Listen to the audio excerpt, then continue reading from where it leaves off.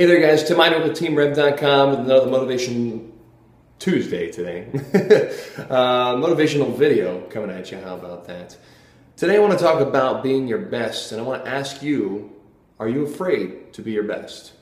Now, when you first hear that question, a lot of you, especially if you haven't taken much time to think about it, you're going to be like, what are you talking about? I'm always trying to be my best. I'm always trying to be as good as I can be, so how could I be afraid of that?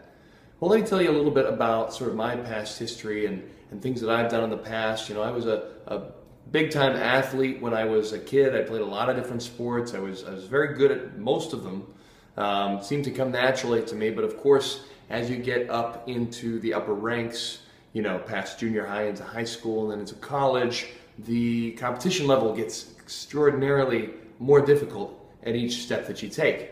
And as it became not as easy for me to excel in the sports that I was doing, it was easy to start dialing down my expectations so that my ego, my fragile ego, didn't get hurt.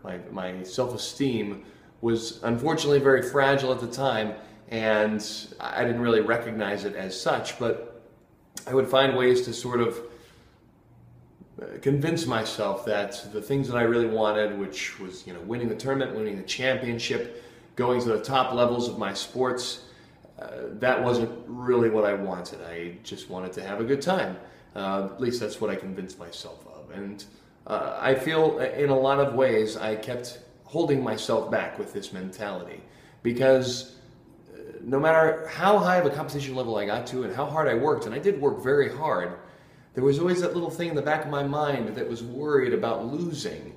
And there was a big fear of mine, underlying fear there, where what if I give my all and I really put myself out there and I really, you know, get beat up to get better, work and practice with people who are better than me, keep working, keep doing everything that it takes every single day, no matter how much it hurts to get up there, and I still don't win. How is that going to feel? That was probably my biggest fear of all. And so instead of doing what it took to be the best, I did enough to be good so that I could still convince myself that I felt pretty good about the results. I didn't really need to win. As long as I placed in the top 10 or the top 4, I could handle that. And also the guys in practice who were better than me, I just sort of avoided wrestling them. And, you know, I held myself back in many different ways here. I was afraid to be my best.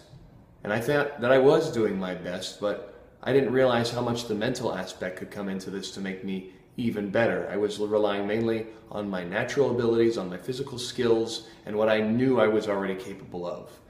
But when it came to those guys who I didn't know if I could beat them, or I didn't think I could beat them, mentally I would always psych myself out. And I would usually get what I expected. I rarely beat somebody that I didn't expect to beat. I rarely lost to somebody that I expected to lose to. So everything fit into my paradigm, and that's what I'm talking about. We create the expectations that we feel comfortable with.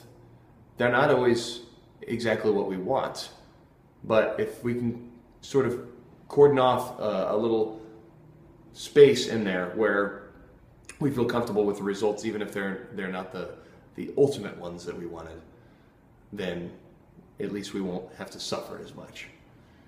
So I want to challenge you, and hopefully if you've listened to that, you'll think to yourself, that sounds like a bullshit way to live your life. And if you feel that you're guilty of doing this, or that you've been doing this in your life, I challenge you to start recognizing these things, to start becoming aware of them. You know, I talk a lot about journaling and writing out your thoughts and getting in touch with what's actually going on inside, because most of us don't take the time to do that. So we have all these inner thoughts and this psyche that we've built up over the years that we just accept for what it is, and we don't even, it doesn't even occur to us that we could potentially change that.